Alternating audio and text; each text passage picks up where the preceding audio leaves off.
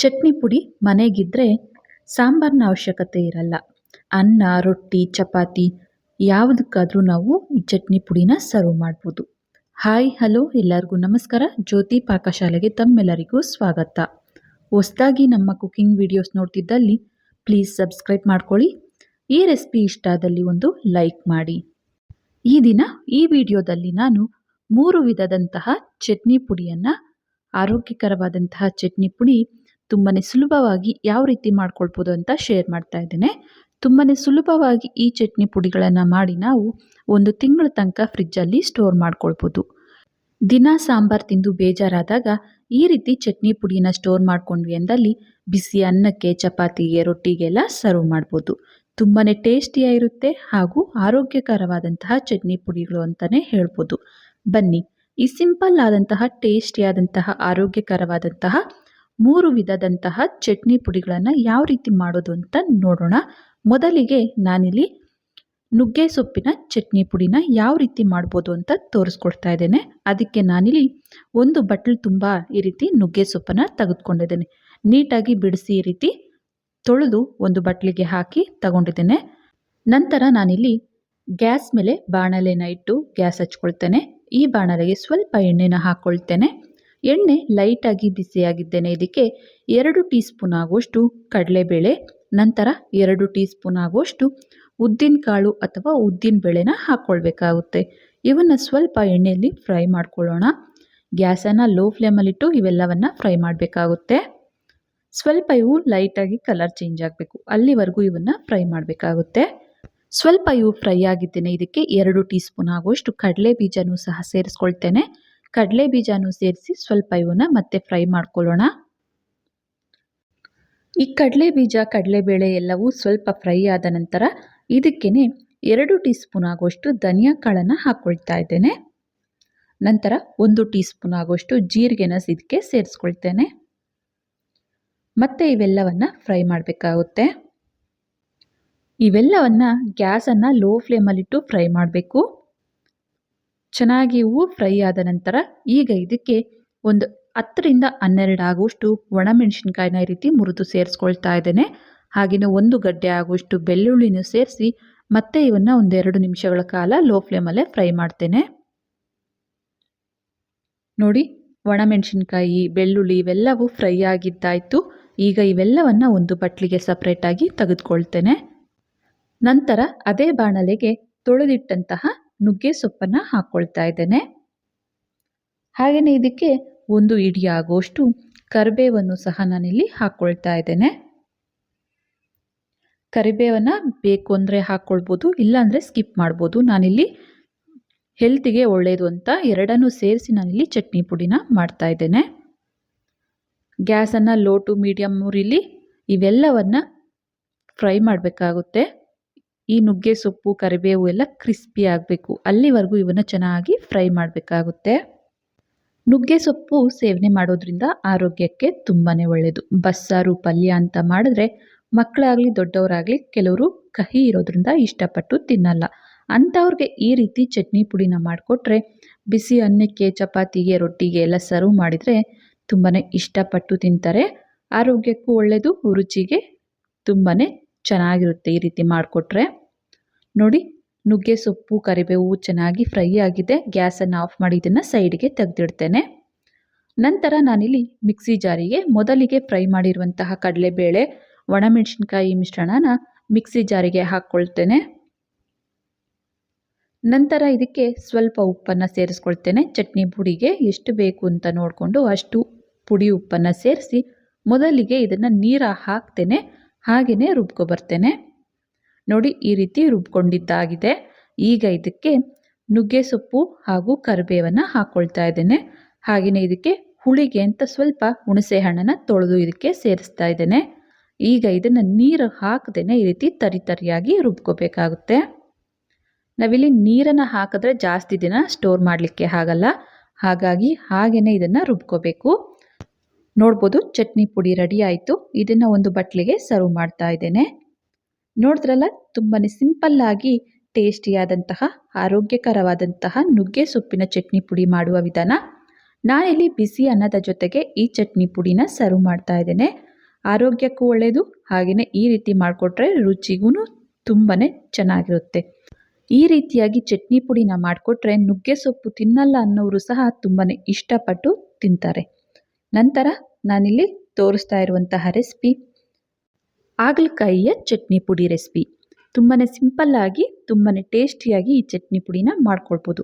ಯಾವ ರೀತಿ ಮಾಡ್ಕೊಳ್ಳೋದು ಅಂತ ನೋಡೋಣ ಬನ್ನಿ. ನಾನಿಲ್ಲಿ ಒಂದು ಅರ್ಧ kg ಹೆಚ್ಚು ಕಮ್ಮಿ ಆಗುವಷ್ಟು ಹಾಗಲಕಾಯಿನ ನೀಟಾಗಿ ತೊಳೆದು ಈ ರೀತಿ ರೌಂಡ್ ಶೇಪಲ್ಲಿ ಕಟ್ ಮಾಡ್ಕೊಂಡಿದ್ದೀನಿ. ನಾನಿಲ್ಲಿ ಬೀಜ ಸಮೇತ ಕಟ್ ಮಾಡಿದ್ದೀನಿ. ಹಾಗಲಕಾಯಿ ಬೀಜ ಬೇಡ ಅಂದಲ್ಲಿ ಬೀಜನ ತೆಗೆದು ಬೇಕಾದರೂ ಕಟ್ ಮಾಡ್ಕೊಳ್ಬೋದು. ನಾನಿಲ್ಲಿ ಇದೇ ರೀತಿ ಹಾಕ್ಕೊಳ್ತಾ ಇದ್ದೇನೆ. ಈ ಹಾಗಲಕಾಯಿನ ಒಂದು ಅಗಲವಾದಂತಹ ಬಟ್ಲಿಗೆ ಹಾಕ್ಕೊಂಡು ನಂತರ ಒಂದು 1/4 ಟೀ ಸ್ಪೂನ್ ಆಗುವಷ್ಟು ಅರಿಶಿನ, ಸ್ವಲ್ಪ ಪುಡಿ ಉಪ್ಪನ್ನು ಹಾಕಿ ಚೆನ್ನಾಗಿ ಇದನ್ನು ಮಿಕ್ಸ್ ಮಾಡಬೇಕಾಗುತ್ತೆ. ಹಾಗಲಕಾಯಿಗೆ ಉಪ್ಪು ಅರಿಶಿನ ಎಲ್ಲ ಮಿಕ್ಸ್ ಆಗೋ ರೀತಿ ಚೆನ್ನಾಗಿ ಇದನ್ನು ಮಿಕ್ಸ್ ಮಾಡಬೇಕು. ಈ ರೀತಿಯಾಗಿ ಮಿಕ್ಸ್ ಮಾಡಿದ ನಂತರ ಇದನ್ನು ಒಂದು 15ರಿಂದ 20 ನಿಮಿಷ ಹಾಗೆಯೇ ನೆನೆಸಿಡಬೇಕಾಗುತ್ತೆ. ಇವನ್ನ ನಾನಿಲ್ಲಿ ಸೈಡಿಗೆ ತೆಗೆದಿಡ್ತೇನೆ. ನಂತರ ಒಂದು 20 ನಿಮಿಷ ಬಿಟ್ಟು ತೋರಿಸ್ತೇನೆ. ನೋಡ್ಬೋದು, ನಾನಿಲ್ಲಿ ಒಂದು 20 ನಿಮಿಷ ಹಾಗೆಯೇ ನೆನೆಯಲಿಕ್ಕೆ ಬಿಟ್ಟಿದ್ದೆ. ಈಗ ಇವನ್ನ ಮತ್ತೊಮ್ಮೆ ಈ ರೀತಿ ಮಿಕ್ಸ್ ಮಾಡಿ ಇವನ್ನ ಈ ರೀತಿ ಹಿಂಡಿ ನಾವು ನೀರನ್ನು ಸಪ್ರೇಟಾಗಿ ತೆಗೆದುಬೇಕಾಗುತ್ತೆ. ಈ ರೀತಿ ಮಾಡೋದ್ರಿಂದ ಕಹಿ ಸ್ವಲ್ಪ ಕಮ್ಮಿ ಆಗುತ್ತೆ. ಈ ರೀತಿ ಇಷ್ಟ ಆಗಲ್ಲ ಅಂದವರು ಹಾಗೆಯೇ ಎಣ್ಣೆಯಲ್ಲಿ ಫ್ರೈ ಮಾಡ್ಕೊಳ್ಬೋದು. ಈ ರೀತಿಯಾಗಿ ಹಿಂಡಿ ನಾವು ನೀರನ್ನು ಸಪ್ರೇಟಾಗಿ ಈ ಹಾಗಲಕಾಯಿಯಲ್ಲಿ ಇರುವಂತಹ ನೀರಿನ ಅಂಶನ ಸಪ್ರೇಟಾಗಿ ತೆಗೆದು ಬಿಡಬೇಕಾಗುತ್ತೆ. ಎಲ್ಲವನ್ನ ಇದೇ ರೀತಿಯಾಗಿ ನಾನಿಲ್ಲಿ ನೀರು ಸಪ್ರೇಟ್ ಮಾಡಿ ಹಿಂಡಿ ಒಂದು ಪ್ಲೇಟಿಗೆ ಸಪ್ರೇಟಾಗಿ ತೆಗೆದುಕೊಳ್ತಾ ಇದ್ದೇನೆ. ಬೇಕು ಅಂದಲ್ಲಿ ಈ ರೀತಿ ಮಾಡಿ ನಾವು ಎಣ್ಣೆಯಲ್ಲಿ ಫ್ರೈ ಮಾಡ್ಬೋದು. ಇಲ್ಲ ಅಂದಲ್ಲಿ ಹಾಗೆಯೇ ನಾವು ಎಣ್ಣೆಯಲ್ಲಿ ಫ್ರೈ ಮಾಡಬೇಕಾಗುತ್ತೆ. ನೋಡ್ಬೋದು, ಎಲ್ಲವನ್ನ ಈ ರೀತಿ ಹಿಂಡಿ ನಾನು ನೀರು ಸಪ್ರೇಟ್ ಮಾಡಿ ಒಂದು ಬಟ್ಲಿಗೆ ತುಂಬಿಸಿಟ್ಟಿದ್ದೇನೆ. ಇದನ್ನು ಕಾಯಿಸಿರುವಂತಹ ಎಣ್ಣೆಗೆ ಮೀಡಿಯಮ್ ಉರಿಲಿ ಎಣ್ಣೆನ ಕಾಯಿಸಿದ್ದೆ. ಅದಕ್ಕೆ ಹಿಂಡಿರುವಂತಹ ಈ ಹಾಗಲಕಾಯಿನ ಸ್ವಲ್ಪ ಸ್ವಲ್ಪನೇ ಹಾಕಿ ಫ್ರೈ ಮಾಡಬೇಕಾಗುತ್ತೆ. ಸ್ವಲ್ಪ ಜಾಸ್ತಿ ಇರೋದ್ರಿಂದ ಇವನ್ನ ನಾನಿಲ್ಲಿ 2 ಸರಿ ಫ್ರೈ ಮಾಡ್ಕೊಳ್ತೇನೆ. ನೋಡಿ, ಈ ರೀತಿ ಹಾಗಲಕಾಯಿನ ಚೆನ್ನಾಗಿ ಕ್ರಿಸ್ಪಿ ಆಗಬೇಕು. ಅಲ್ಲಿವರೆಗೂ ಇವನ್ನ ಫ್ರೈ ಮಾಡಬೇಕಾಗುತ್ತೆ. ನಾವಿಲ್ಲಿ ನೀರನ್ನು ಹಿಂಡಿ ಹಾಕೋದ್ರಿಂದ ಬೇಗನೆ ಫ್ರೈ ಆಗ್ತವೆ. ಇಲ್ಲ ಅಂದಲ್ಲಿ ಸ್ವಲ್ಪ ಲೇಟಾಗಿ ಫ್ರೈ ಆಗ್ತವೆ. ನೋಡ್ಬೋದು, ಇನ್ನೂ ಸ್ವಲ್ಪ ಇವು ಫ್ರೈ ಆಗಬೇಕು, ಇನ್ನು ಸ್ವಲ್ಪ ಕ್ರಿಸ್ಪಿ ಆಗಬೇಕು. ಅಲ್ಲಿವರೆಗೂ ಇವನ್ನ ಫ್ರೈ ಮಾಡಬೇಕಾಗುತ್ತೆ. ನೋಡಿ, ಹಾಗಲಕಾಯಿ ಚೆನ್ನಾಗಿ ಫ್ರೈ ಆಗಿದ್ದಾವೆ. ಈ ಕಲರ್ ಬರಬೇಕಾಗುತ್ತೆ. ಇವನ್ನ ಒಂದು ಪ್ಲೇಟಿಗೆ ತೆಗೆದುಕೊಳ್ತೇನೆ. ಜಾಸ್ತಿ ಇತ್ತು ಅಂದಲ್ಲಿ 2 ಸರಿ ಫ್ರೈ ಮಾಡಬೇಕಾಗುತ್ತೆ. ಕಮ್ಮಿ ಇತ್ತಲ್ಲಿ ಒಂದೇ ಸರಿ ಫ್ರೈ ಮಾಡ್ಕೊಳ್ಬೋದು.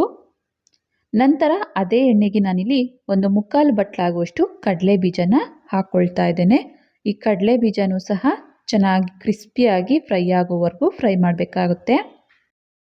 ಗ್ಯಾಸನ್ನು ಲೋ ಫ್ಲೇಮಲ್ಲಿಟ್ಟು ಈ ಕಡಲೆ ಬೀಜ ಸೀದೋಗದ ಹಾಗೆ ಇವನ್ನ ಲೋ ಟು ಮೀಡಿಯಮ್ ಉರಿಲಿ ಇವನ್ನ ಫ್ರೈ ಮಾಡ್ಕೋಬೇಕು. ನೋಡಿ, ಕಡಲೆ ಬೀಜ ಚೆನ್ನಾಗಿ ಫ್ರೈ ಆಗಿದ್ದಾವೆ. ಇವನ್ನ ಒಂದು ಬಟ್ಲಿಗೆ ಸಪ್ರೇಟಾಗಿ ತೆಗೆದುಕೊಳ್ತೇನೆ. ನಂತರ ಅದೇ ಕಡಾಯಿಗೆ ಅದೇ ಎಣ್ಣೆಗೆ ನಾನಿಲ್ಲಿ ಸ್ವಲ್ಪ ಕರಿಬೇವನ್ನು ಹಾಕ್ಕೊಳ್ತಾ ಇದ್ದೇನೆ. ಕರಿಬೇವನ್ನು ಹಾಕಿ ಕರಿಬೇವು ಸ್ವಲ್ಪ ಫ್ರೈ ಆಗೋವರೆಗೂ ಇವನ್ನ ಫ್ರೈ ಮಾಡಿ. ಈ ಕರಿಬೇವು ಸ್ವಲ್ಪ ಕ್ರಿಸ್ಪಿ ಆಗೋವರೆಗೂ ಫ್ರೈ ಮಾಡಿ ಇವನ್ನು ಸಹ ಒಂದು ಪ್ಲೇಟಿಗೆ ಸಪ್ರೇಟಾಗಿ ತೆಗೆದುಕೊಳ್ತೇನೆ. ನೋಡಿ, ಕರಿಬೇವು ಫ್ರೈ ಆಗಿದೆ. ಇದನ್ನು ಸಹ ಒಂದು ಪ್ಲೇಟಿಗೆ ಸಪ್ರೇಟಾಗಿ ತೆಗೆದುಕೊಳ್ತಾ ಇದ್ದೇನೆ. ಹಾಗಲಕಾಯಿ ಸೇವನೆ ಆರೋಗ್ಯಕ್ಕೆ ತುಂಬಾ ಒಳ್ಳೆಯದು. ಆದರೆ ಕಹಿ ಇರೋದ್ರಿಂದ ಮಕ್ಕಳು ತಿನ್ನೋಕ್ಕೆ ಇಷ್ಟಪಡಲ್ಲ. ಅಂಥವ್ರಿಗೆ ಈ ರೀತಿ ಚಟ್ನಿ ಪುಡಿನ ಮಾಡಿಕೊಟ್ರೆ ತುಂಬಾ ಇಷ್ಟಪಟ್ಟು ತಿಂತಾರೆ. ಈ ಬಾಣಲೆಯಲ್ಲಿ ಇರುವಂತಹ ಎಣ್ಣೆ ಎಲ್ಲವನ್ನು ಒಂದು ಬಟ್ಲಿಗೆ ಸಪ್ರೇಟಾಗಿ ತೆಗೆದುಕೊಂಡು 1 ಟೇಬಲ್ ಸ್ಪೂನ್ ಆಗುವಷ್ಟು ಎಣ್ಣೆನ ಮಾತ್ರ ಈ ಬಾಣಲೆಗೆ ಹಾಕಿದ್ದೇನೆ. ನಂತರ ಇದಕ್ಕೆ 1 ಟೇಬಲ್ ಸ್ಪೂನ್ ಆಗುವಷ್ಟು ಉದ್ದಿನಕಾಳು ಅಥವಾ ಉದ್ದಿನಬೇಳೆನ ಹಾಕ್ಕೊಳ್ಬೇಕಾಗುತ್ತೆ. ಹಾಗೆಯೇ 1 ಟೇಬಲ್ ಸ್ಪೂನ್ ಆಗುವಷ್ಟು ಕಡಲೆಬೇಳೆನ ಸೇರಿಸಿ ಸ್ವಲ್ಪ ಇವನ್ನ ಫ್ರೈ ಮಾಡ್ಕೊಳ್ಳೋಣ. ಲೈಟಾಗಿ ಈ ಕಡಲೆಬೇಳೆ ಉದ್ದಿನಕಾಳು ಚೆನ್ನಾಗಿ ಫ್ರೈ ಆದ ನಂತರ ಇದಕ್ಕೆ 1 ಟೀ ಸ್ಪೂನ್ ಆಗುವಷ್ಟು ಧನಿಯಾ ಕಾಳು, ಹಾಗೆಯೇ ಒಂದು ಅರ್ಧ ಟೀ ಸ್ಪೂನ್ ಆಗುವಷ್ಟು ಜೀರಿಗೆನ ಸೇರಿಸಿ ಮತ್ತೆ ಇವನ್ನ ಫ್ರೈ ಮಾಡಬೇಕಾಗುತ್ತೆ. ಈ ಧನಿಯಾ ಕಾಳು ಜೀರಿಗೆ ಸ್ವಲ್ಪ ಫ್ರೈ ಆಗಬೇಕು. ಅಲ್ಲಿವರೆಗೂ ಇವನ್ನ ಫ್ರೈ ಮಾಡಬೇಕಾಗುತ್ತೆ. ನೋಡಿ, ಕಡಲೆಬೇಳೆ, ಉದ್ದಿನಕಾಳು ಹಾಗೂ ಧನಿಯಾ, ಜೀರಿಗೆ ಎಲ್ಲವೂ ಫ್ರೈ ಆಗಿದೆ. ಈಗ ಗ್ಯಾಸನ್ನು ಆಫ್ ಮಾಡಿ ಇದನ್ನು ಸೈಡ್ಗೆ ತೆಗೆದಿಡ್ತೇನೆ. ಇವನ್ನ ಒಂದು ಬಟ್ಲಿಗೆ ಸಪ್ರೇಟಾಗಿ ತೆಗೆದುಕೊಳ್ತೇನೆ. ನಂತರ ಫ್ರೈ ಮಾಡಿರುವಂತಹ ಉದ್ದಿನಕಾಳು ಹಾಗೂ ಕಡಲೆಬೇಳೆನ ಮಿಕ್ಸಿ ಜಾರಿಗೆ ಸೇರಿಸಿ ಮೊದಲಿಗೆ ನೀರು ಹಾಕ್ತೇನೆ. ಇದನ್ನು ಈ ರೀತಿ ತರಿಯಾಗಿ ರುಬ್ಕೊಳ್ತೇನೆ. ನಂತರ ಇದಕ್ಕೆ ಸ್ವಲ್ಪ ಹುಣಸೆ ಹಣ್ಣನ್ನು ಹಾಕ್ಕೊಳ್ತಾ ಇದ್ದೀನಿ. ಹುಳಿಗೆ ನೀವು ಎಷ್ಟು ಬೇಕು ಅಂತ ನೋಡಿಕೊಂಡು ಅಷ್ಟು ಹುಣಸೆ ಹಣ್ಣನ್ನು ಸೇರಿಸಿ ಮೊದಲಿಗೆ ಇದನ್ನು ಹಾಗೆಯೇ ರುಬ್ತೇನೆ. ಈ ರೀತಿ ತರಿಯಾಗಿ ರುಬ್ಬಿದ ನಂತರ ಈಗ ಇದಕ್ಕೆ ಎಣ್ಣೆಯಲ್ಲಿ ಫ್ರೈ ಮಾಡಿರುವಂತಹ ಕಡಲೆ ಬೀಜ ಹಾಗೂ ಕರಿಬೇವಲ್ಲಿ ಅರ್ಧ ಭಾಗದಷ್ಟು ಕರಿಬೇವು ಹಾಗೂ ಅರ್ಧ ಭಾಗದಷ್ಟು ಕಡಲೆ ಬೀಜನ ಈ ಮಿಕ್ಸಿ ಜಾರಿಗೆ ಸೇರಿಸ್ಕೊಳ್ತೇನೆ. ಹಾಗೆಯೇ 2 ಟೇಬಲ್ ಸ್ಪೂನ್ ಆಗುವಷ್ಟು ಅಚ್ಚಕಾರದ ಪುಡಿ ಅಂದರೆ ಒಣಮೆಣಸಿನ್ಕಾಯಿ ಪುಡಿನ ಸೇರಿಸ್ಕೊಳ್ತೇನೆ. ನಂತರ ಈ ಚಟ್ನಿ ಪುಡಿಗೆ ರುಚಿಗೆ ಬೇಕಾಗುವಷ್ಟು ಕಲ್ಲುಪ್ಪನ್ನು ಹಾಕ್ಕೊಳ್ತಾ ಇದ್ದೇನೆ. ಹಾಗೆಯೇ ಅರ್ಧ ಟೀ ಸ್ಪೂನ್ ಆಗುವಷ್ಟು ಅರಿಶಿನ ಸೇರಿಸ್ಕೊಳ್ತೇನೆ. ನಂತರ ಎಣ್ಣೆಯಲ್ಲಿ ಫ್ರೈ ಮಾಡಿರುವಂತಹ ಈ ಹಾಗಲಕಾಯಿಯನ್ನು ಹಾಕ್ಕೊಳ್ತಾ ಇದ್ದೇನೆ. ಹಾಗೆಯೇ ಇದಕ್ಕೆ 1 ಗಡ್ಡೆ ಆಗುವಷ್ಟು ಬೆಳ್ಳುಳ್ಳಿನೂ ಸೇರಿಸಿ ನೀರನ್ನು ಹಾಕ್ದೇನೆ ಇದನ್ನು ತರಿಯಾಗಿ ರುಬ್ಕೋಬೇಕು. ಜಾಸ್ತಿ ನುಣ್ಣಗೆ ಪುಡಿ ಮಾಡ್ದೇನೆ ನೋಡ್ಬೋದು ಈ ಹದಕ್ಕೆ ರುಬ್ಕೋಬೇಕಾಗುತ್ತೆ. ನೋಡಿ, ಈ ರೀತಿ ಅಲ್ಲಲ್ಲಿ ಕಡಲೆ ಬೀಜ ಹಾಗಲಕಾಯಿ ಬಾಯಿಗೆ ಸಿಗೋ ರೀತಿ ಇರಬೇಕು. ಫುಲ್ ನುಣ್ಣಗೆ ರುಬ್ದೇನೆ ಈ ರೀತಿ ತರಿಯಾಗಿ ರುಬ್ಕೋಬೇಕು. ಈಗ ಇದನ್ನು ಒಂದು ಬಟ್ಲಿಗೆ ಸಪ್ರೇಟಾಗಿ ತೆಗೆದುಕೊಳ್ತಾ ಇದ್ದೇನೆ. ನಂತರ ಇದಕ್ಕೆ ನಾವು ಅರ್ಧ ಭಾಗದಷ್ಟು ಕಡಲೆ ಬೀಜ ಹಾಗೂ ಕರಿಬೇವನ್ನು ಸಪ್ರೇಟಾಗಿ ತೆಗೆದಿಟ್ಟಿದ್ವಲ್ಲ ಅದನ್ನು ಸೇರಿಸಿ ಒಮ್ಮೆ ಇದನ್ನು ಚೆನ್ನಾಗಿ ಕೈಯಲ್ಲೇ ಮಿಕ್ಸ್ ಮಾಡ್ತಾ ಇದ್ದೇನೆ. ಈ ರೀತಿಯಾಗಿ ಅರ್ಧ ಭಾಗದಷ್ಟು ಮಾತ್ರ ಮಿಕ್ಸಿಗೆ ಹಾಕಿ ಈ ರೀತಿ ಅರ್ಧ ಭಾಗದಷ್ಟು ಈ ಪುಡಿಗೆ ಹಾಕಿ ಮಿಕ್ಸ್ ಮಾಡೋದ್ರಿಂದ ಅಲ್ಲಲ್ಲಿ ಕಡಲೆ ಬೀಜ ಕರಿಬೇವು ಬಾಯಿಗೆ ಸಿಗ್ತಾ ತುಂಬಾ ಟೇಸ್ಟಿಯಾಗಿರುತ್ತೆ. ನೋಡ್ಬೋದು, ಹಾಗಲಕಾಯಿ ಚಟ್ನಿ ಪುಡಿ ರೆಡಿ ಆಯಿತು. ಇದನ್ನು ಒಂದು ಬಟ್ಲಿಗೆ ಸರ್ವ್ ಮಾಡ್ತೇನೆ. ನೋಡಿದ್ರಲ್ಲ, ತುಂಬಾ ಸಿಂಪಲ್ ಆದಂತಹ ಆರೋಗ್ಯಕರವಾದಂತಹ ಹಾಗಲಕಾಯಿಯ ಚಟ್ನಿ ಪುಡಿ ರೆಸಿಪಿ. ಇದನ್ನು ನಾನಿಲ್ಲಿ ಬಿಸಿ ಅನ್ನದ ಜೊತೆಗೆ ಸ್ವಲ್ಪ ತುಪ್ಪನ ಸರ್ವ್ ಮಾಡಿ ಈ ಚಟ್ನಿ ಪುಡಿನ ಸರ್ವ್ ಮಾಡ್ತಾ ಇದ್ದೇನೆ. ಸ್ವಲ್ಪನೂ ಕಹಿ ಇಲ್ಲದೇ ತುಂಬಾ ಟೇಸ್ಟಿಯಾಗಿರುತ್ತೆ ಹಾಗೂ ಆರೋಗ್ಯಕ್ಕೂ ತುಂಬಾ ಒಳ್ಳೆಯದು. ಮಕ್ಕಳಿಗೆ ಈ ರೀತಿ ಮಾಡಿಕೊಟ್ರೆ ಕಹಿ ಇಲ್ಲದೆ ಇರೋ ಕಾರಣ ತುಂಬಾ ಇಷ್ಟಪಟ್ಟು ತಿಂತಾರೆ. ಹಾಗೆಯೇ ಆರೋಗ್ಯಕ್ಕೂ ತುಂಬಾ ಒಳ್ಳೆಯದು. ನಂತರದ ರೆಸಿಪಿ ಬಂದು ಈರುಳ್ಳಿ ಚಟ್ನಿ ಪುಡಿ. ತುಂಬಾ ಸಿಂಪಲ್ ಆಗಿ ಟೇಸ್ಟಿಯಾದಂತಹ ಈರುಳ್ಳಿ ಚಟ್ನಿ ಪುಡಿ ಯಾವ ರೀತಿ ಮಾಡೋದು ಅಂತ ನೋಡೋಣ ಬನ್ನಿ. ನಾನಿಲ್ಲಿ ಒಂದು 4 ಈರುಳ್ಳಿನ ಈ ರೀತಿ ಸಿಪ್ಪೆನ ತೆಗೆದುಕೊಂಡಿದ್ದೇನೆ. ಈ ಈರುಳ್ಳಿನ ಆದಷ್ಟು ಸಣ್ಣಕ್ಕೆ ಉದ್ದಕ್ಕೆ ಕಟ್ ಮಾಡಬೇಕಾಗುತ್ತೆ. ನೋಡ್ಬೋದು, ಈ ಸೈಜಿಗೆ ಈ ರೀತಿ ಕಟ್ ಮಾಡ್ಕೊಳ್ಬೇಕು. ನಾನಿಲ್ಲಿ 4 ಈರುಳ್ಳಿನ ಬಳಸಿ ಮಾಡ್ತಾ ಇದ್ದೇನೆ. ಕ್ವಾಂಟಿಟಿ ಎಷ್ಟು ಬೇಕು ಅಂತ ನೋಡಿಕೊಂಡು ಅಷ್ಟು ಚಟ್ನಿ ಪುಡಿನ ನೀವು ಮಾಡ್ಕೊಳ್ಬೋದು. ಎಲ್ಲ ಈರುಳ್ಳಿನ ಇದೇ ರೀತಿಯಾಗಿ ನಾನು ಕಟ್ ಮಾಡಿ ಒಂದು ಬಟ್ಲಿಗೆ ತೆಗೆದುಕೊಳ್ತೇನೆ. ನೋಡ್ಬೋದು, ಎಲ್ಲ ಈರುಳ್ಳಿನ ಈ ರೀತಿ ಸಣ್ಣಕ್ಕೆ ಉದ್ದಕ್ಕೆ ಕಟ್ ಮಾಡಿ ಈ ರೀತಿ ಒಂದು ಪ್ಲೇಟಿಗೆ ತೆಗೆದುಕೊಂಡಿದ್ದೇನೆ. ಈಗ ಇವನ್ನ ಎಣ್ಣೆಯಲ್ಲಿ ಫ್ರೈ ಮಾಡಬೇಕಾಗುತ್ತೆ. ಮೀಡಿಯಮ್ ಟು ಲೋ ಫ್ಲೇಮಲ್ಲಿ ಎಣ್ಣೆನ ಬಿಸಿ ಮಾಡಿಕೊಂಡಿದ್ದೆ. ಈಗ ಕಾದಿರುವಂತಹ ಎಣ್ಣೆಗೆ ಈರುಳ್ಳಿನ ಈ ರೀತಿ ಕ್ರಷ್ ಮಾಡಿ ಹಾಕ್ಕೊಳ್ತಾ ಇದ್ದೇನೆ. ಎಲ್ಲ ಈರುಳ್ಳಿನ ಸ್ವಲ್ಪ ಕ್ವಾಂಟಿಟಿ ಇರೋದ್ರಿಂದ ಎಲ್ಲ ಈರುಳ್ಳಿನ ನಾನಿಲ್ಲಿ ಎಣ್ಣೆಗೆ ಹಾಕ್ತಾ ಇದ್ದೇನೆ. ಜಾಸ್ತಿ ಇದ್ದಲ್ಲಿ 2 ಸರಿ ಎಣ್ಣೆಯಲ್ಲಿ ಫ್ರೈ ಮಾಡಬೇಕಾಗುತ್ತೆ. ಎಲ್ಲ ಈರುಳ್ಳಿನ ಸೇರಿಸಿ ಚೆನ್ನಾಗಿ ಇವು ಬ್ರೌನ್ ಕಲರ್ ಬರೋವರೆಗೂ ಫ್ರೈ ಮಾಡಬೇಕು. ಕ್ರಿಸ್ಪಿ ಆಗಬೇಕು ಈರುಳ್ಳಿ, ಅಲ್ಲಿವರೆಗೂ ಇವನ್ನ ಫ್ರೈ ಮಾಡಬೇಕಾಗುತ್ತೆ. ಈ ರೀತಿಯಾಗಿ ಮಿಕ್ಸ್ ಮಾಡ್ಕೊಳ್ತಾ ಆಗಾಗ ಈರುಳ್ಳಿ ಬ್ರೌನ್ ಕಲರ್ ಬರಬೇಕು, ಹಾಗೆಯೇ ಕ್ರಿಸ್ಪಿ ಆಗಬೇಕು. ಅಲ್ಲಿವರೆಗೂ ಇದೇ ರೀತಿ ಮಿಕ್ಸ್ ಮಾಡ್ತಾ ಫ್ರೈ ಮಾಡಬೇಕಾಗುತ್ತೆ.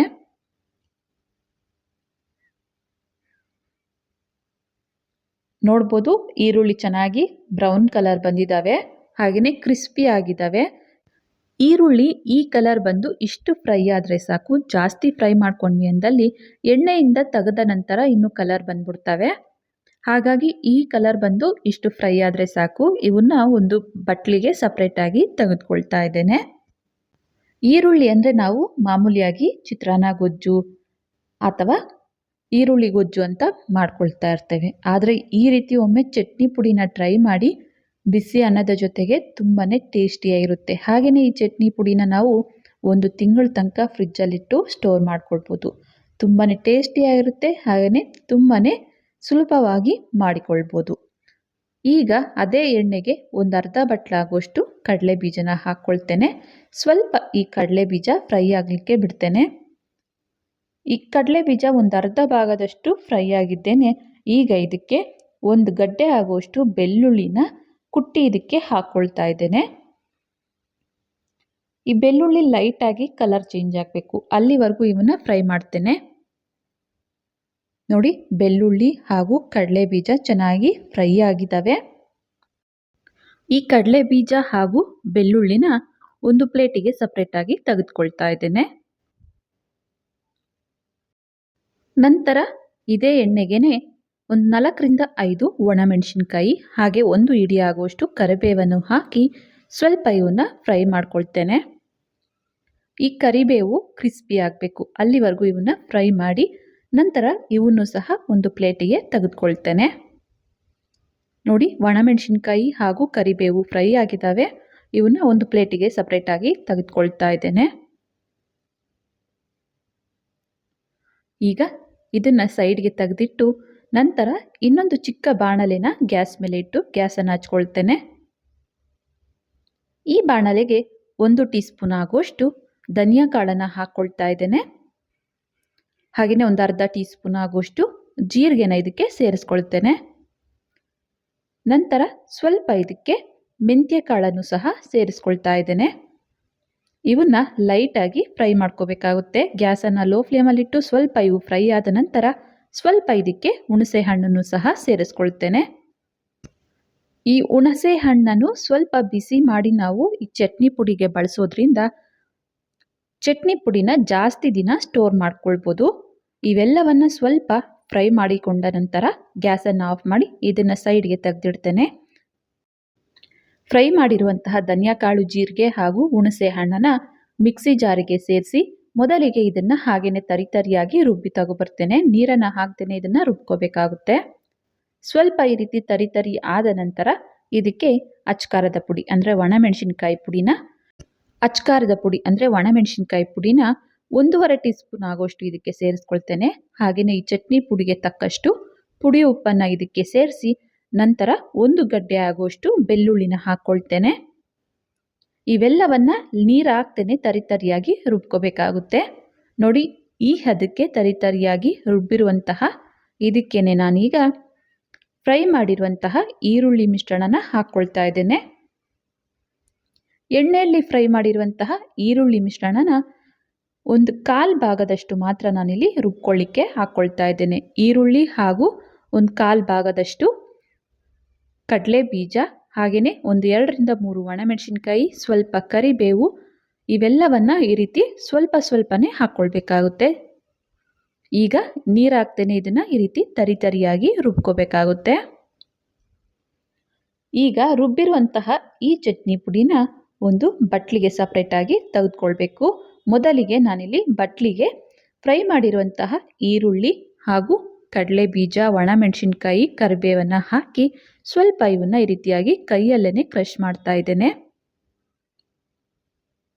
ನಾನಿಲ್ಲಿ ಫ್ರೈ ಮಾಡಿರುವಂತಹ ಈರುಳ್ಳಿ, ಕಡಲೆ ಬೀಜ ಎಲ್ಲವನ್ನ ಒಂದು ಇಡಿ ಆಗುವಷ್ಟು ಮಾತ್ರ ಮಿಕ್ಸಿ ಜಾರಿಗೆ ಹಾಕಿ ರುಬ್ಕೊಂಡಿರೋದು. ಇನ್ನು ಮಿಕ್ಕಿದ್ದೆಲ್ಲ ಈ ರೀತಿ ಬಟ್ಲಿಗೆ ಸಪ್ರೇಟಾಗಿ ತೆಗೆದುಕೊಳ್ಬೇಕಾಗುತ್ತೆ. ಈಗ ಇದಕ್ಕೇನೆ ರುಬ್ಬಿರುವಂತಹ ಚಟ್ನಿ ಪುಡಿನ ಹಾಕ್ಕೊಳ್ತಾ ಇದ್ದೇನೆ. ನಾನಿಲ್ಲಿ ಈರುಳ್ಳಿನ ಸ್ವಲ್ಪ ಅಲ್ಲಲ್ಲಿ ಬಾಯಿಗೆ ಸಿಗೋ ರೀತಿ ಇಲ್ಲಿ ಹಾಕ್ಕೊಂಡಿದ್ದೇನೆ. ಇಲ್ಲ ಅಂದಲ್ಲಿ ಎಲ್ಲವನ್ನ ಮಿಕ್ಸಿ ಜಾರಿಗೆ ಹಾಕಿ ತರಿಯಾಗಿ ರುಬ್ಬಿದ್ರೂ ಚಟ್ನಿ ಪುಡಿ ರೆಡಿಯಾಗುತ್ತೆ. ಈ ಚಟ್ನಿ ಪುಡಿನ ಸೇರಿಸಿ ಈರುಳ್ಳಿಗೆ ಚಟ್ನಿ ಪುಡಿ ಹಿಡಿಯೋ ರೀತಿ ಚೆನ್ನಾಗಿ ಈ ರೀತಿಯಾಗಿ ಮಿಕ್ಸ್ ಮಾಡಬೇಕಾಗುತ್ತೆ. ಈ ರೀತಿಯಲ್ಲಿ ಮಾಡೋದ್ರಿಂದ ಅಲ್ಲಲ್ಲಿ ಈರುಳ್ಳಿ, ಕಡಲೆ ಬೀಜ, ಕರಿಬೇವು ಬಾಯಿಗೆ ಸಿಗ್ತಾ ತುಂಬಾ ಟೇಸ್ಟಿಯಾಗಿರುತ್ತೆ. ಈಗ ಈರುಳ್ಳಿ ಚಟ್ನಿ ಪುಡಿ ರೆಡಿ ಆಯಿತು. ಇದನ್ನು ಒಂದು ಪ್ಲೇಟಿಗೆ ಸರ್ವ್ ಮಾಡ್ತಾ ಇದ್ದೇನೆ. ನೋಡ್ಬೋದು, ಕಲರ್ಫುಲ್ ಆಗಿರುವಂತಹ ಹಾಗೂ ರುಚಿಕರವಾದಂತಹ ಈರುಳ್ಳಿ ಚಟ್ನಿ ಪುಡಿ ರೆಡಿ ಆಯಿತು. ನೋಡ್ತಿದ್ರೇನೆ ಗೊತ್ತಾಗ್ತಿರ್ಬೋದು ಈರುಳ್ಳಿ ಹಾಗೂ ಕಡಲೆಬೀಜ ಅಲ್ಲಲ್ಲಿ ಕಾಣ್ತಿದ್ದಾವೆ. ಈ ರೀತಿ ಮಾಡ್ಕೊಳ್ಳೋದ್ರಿಂದ ಅಲ್ಲಲ್ಲಿ ಈರುಳ್ಳಿ ಕಡಲೆಬೀಜ ಬಾಯಿಗೆ ಸಿಗ್ತಾ ಟೇಸ್ಟಿಯಾಗಿರುತ್ತೆ. ಈ ರೀತಿ ಇಷ್ಟ ಆಗಲ್ಲ ಅಂದವರು ಮಿಕ್ಸಿ ಜಾರಿಗೆ ಎಲ್ಲವನ್ನ ಸೇರಿಸಿ ತರಿಯಾಗಿ ರುಬ್ಕೊಂಡ್ರು ಚಟ್ನಿ ಪುಡಿ ಟೇಸ್ಟಿಯಾಗಿ ಚೆನ್ನಾಗಿರುತ್ತೆ. ಈಗ ಬಿಸಿ ಅನ್ನದ ಜೊತೆಗೆ ನಾನಿಲ್ಲಿ ಚಟ್ನಿ ಪುಡಿನ ಸರ್ವ್ ಮಾಡ್ತಾ ಇದ್ದೇನೆ. ನೋಡ್ಬೋದು ತುಂಬಾನೇ ಸಿಂಪಲ್ ಆದಂತಹ ಟೇಸ್ಟಿಯಾದಂತಹ ಈರುಳ್ಳಿ ಚಟ್ನಿ ಪುಡಿ ರೆಡಿ ಆಯಿತು. ನೋಡಿದ್ರಲ್ಲ 3 ರೀತಿಯಾದಂತಹ ಚಟ್ನಿ ಪುಡಿ ರೆಸಿಪಿಗಳು ತುಂಬಾನೇ ಸಿಂಪಲ್ ಆಗಿರ್ತವೆ, ಆದರೆ ತುಂಬಾನೇ ಟೇಸ್ಟಿಯಾಗಿರ್ತವೆ ಹಾಗೂ ಆರೋಗ್ಯಕ್ಕೂ ತುಂಬಾನೇ ಒಳ್ಳೆಯದು. ಈ 3 ರೀತಿಯಾದಂತಹ ಚಟ್ನಿ ಪುಡಿ ರೆಸಿಪಿಗಳು ನಿಮಗೆ ಇಷ್ಟ ಆಗಿದೆ ಅಂದ್ಕೊಳ್ತೇನೆ. ಈ ಚಟ್ನಿ ಪುಡಿ ರೆಸಿಪಿ ನಿಮಗೆ ಇಷ್ಟ ಆಗಿದ್ದಲ್ಲಿ ಈ ವಿಡಿಯೋಗೊಂದು ಲೈಕ್ ಮಾಡಿ, ಕಮೆಂಟ್ ಮಾಡಿ, ಶೇರ್ ಮಾಡಿ.